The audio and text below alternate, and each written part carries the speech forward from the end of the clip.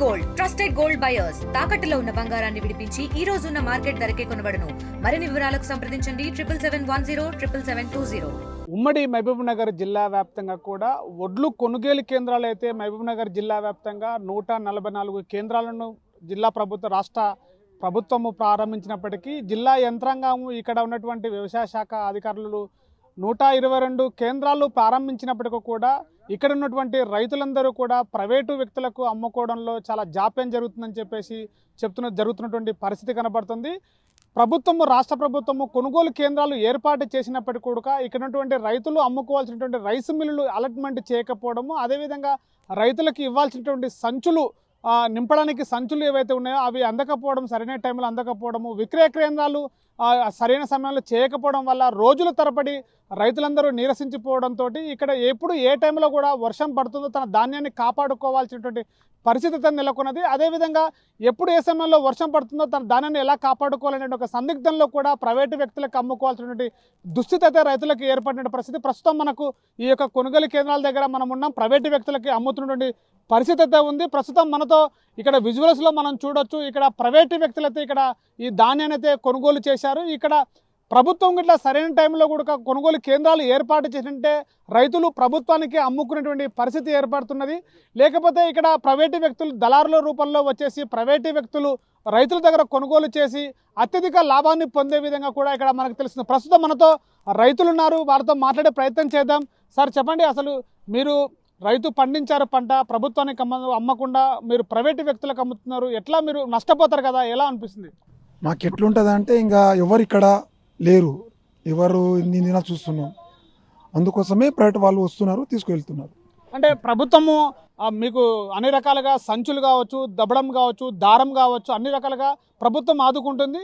అదేవిధంగా మీకు బోనస్ కూడా ఇవ్వడానికి సిద్ధంగా ఉంది. ఇప్పుడు ప్రభుత్వానికి అందకపోతే ప్రైవేటు వ్యక్తులకి నష్టపోయే అవకాశం కూడా మీరే నష్టపోతుంది ఉంది. మళ్ళీ యాసంగికి ఇచ్చిలేరు కదా, యాసంగికి ఇచ్చిలేరు అందుకోసము ఇస్తాం లేరు, అందుకోసమే లేదా. అంటే మీకు క్వింటాల్ కింద ఎంత నష్టపోతున్నారు? ప్రభుత్వం ఇస్తున్న రేట్ ఎంత, ప్రైవేటు వ్యక్తులు ఇస్తున్న రేట్ ఎంత? అంటే వాళ్ళతోటి 500 తేడా ఉంటుంది, ప్రభుత్వం నుంచి 500 తేడా ఉంటుంది. క్యాష్ కటింగ్లు ఉంటాయి, వీళ్ళతోటి ఇది ఉంటాయి, అందుకోసం.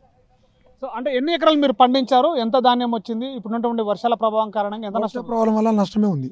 పంటలకు ఎక్కువ ఉంది. 5-6 ఎకరాలు ఉంటే నాకు 60-70-100 సంచులు కూడా పండుతుంది అంతే. అంటే ప్రభుత్వం ఒకవైపు చెప్తుంది కదా, ధాన్యము కొనుగోలు చేస్తాము మేము, రైతులను ప్రతి గింజను కూడా కొంటామని చెప్తుంది. కానీ అది వరకు మనకు గ్యారంటీ లేదు కదా, వచ్చేవాళ్ళు లేరు కదా. కేంద్రాలు ప్రారంభించిండ్రు, అక్కడ లేరు. సో మరో రైతులను ఇక్కడ మాట్లాడే ప్రయత్నం చేద్దాం. సార్ చెప్పండి, మీరు ఎన్ని ఎకరాలు పండించారు, ఎంత పంట పండింది, ఏం చెప్తారు? ఇప్పుడు 2 ఎకరాలు వేసినాం, 3 టాటలు వచ్చింది. అంటే ఎందుకు ప్రభుత్వానికి అమ్మకుండా ప్రైవేటు వ్యక్తులకు ఎందుకు అమ్ముతున్నారు? ఇప్పుడు టైంకి వర్షం వస్తే ఇంకా నానిపోతా అని చెప్పి ఇంకా వేసుకున్నాం. అంటే ప్రభుత్వం ఒకవైపు నుంచి ప్రతి గింజను కొంటామని చెప్పేసి అధికారులు అంటున్నారు. తర్వాత అదేవిధంగా ఇప్పుడు 500 రూపాయలు బోనస్ ఉడక ఇస్తామని చెప్పేసి ప్రభుత్వం రైతులను ఆదుకొని చెప్తుంది. అవును, అప్పుడు నేను నిరుడు కూడా వేయలేదు, ఎండాకాలం కూడా వేయలేదు, కోసం వేస్తుంది అని అనుకుంటున్నాను. అంటే మొత్తం మీద మీరు నష్టపోతున్నారు కదా. నష్టపోతున్న టైం ఇక్కడ ఉండే నాని ఇంకా నష్టపోతా కదా ఇంకా అట్లే, అందుకోసం. అంటే ఏం చెప్తారు మొత్తం మీద రైతులకు? ఈ మీరు పండించిన పంటల్లో అటు పంట నష్టం జరుగుతుంది వర్షాల కారణంగా, ఇటు ప్రైవేటు వ్యక్తుల ద్వారా కూడా నష్టపోతున్నారు. ఏం చెప్తారు అధికారులకి, ప్రభుత్వానికి?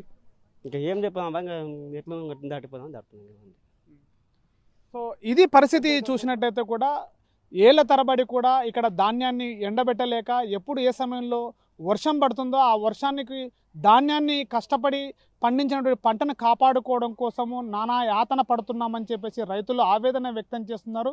సరైన టైంలో కూడా ప్రభుత్వము కొనుగోలు కేంద్రాలు ఏర్పాటు చేసి రైతుకి ఇవ్వాల్సినటువంటి ప్రభుత్వం తరపున ఇవ్వాల్సిన సంచులు కావచ్చు, దారం కావచ్చు, దబ్బడం కావచ్చు, ఇలా అన్ని రకాలు ఏవైతే ఇవ్వాల్సినటువంటి అవన్నీ కూడా ఏర్పాటు చేసి, అదేవిధంగా విక్రయ కేంద్రాలు కూడా ఎక్కువగా చేసి రైస్ మిల్లులో అలాట్మెంట్ చేసినట్లయితే ప్రభుత్వం నుంచి కూడా ఆదుకునేటువంటి అవకాశం కూడా ఉంది. కానీ ప్రభుత్వం యొక్క అధికారుల యొక్క నిర్లక్ష్యం అయితే ఇక్కడ స్పష్టంగా కనపడుతుంది. గతంలో కూడా ప్రభుత్వం చెప్పినట్టుగా 500 రూపాయలు కూడా బోనస్ రాలేదు కాబట్టి మేము ఉన్న ధాన్యాన్ని మళ్ళీ వచ్చేటువంటి రాబోయే వర్షాలకి మేము ఈ ధాన్యాన్ని కాపాడుకోలేకపోతాము, ఇప్పటికే నష్టము వాటిల్లింది, మేము ఆర్థికంగా కూడా చాలా నష్టపోయామని చెప్పేసి రైతులు ఆవేదన చేస్తున్నారు. కెమెరా పర్సన్ నర్సింగ్తో Shivaji, RTV, Mahabubnagar. Local to global, news at your finger tips. మీ చేతిలో ఒక ఆయుధం. Download raw TV app. Media legend Ravi Prakash is back.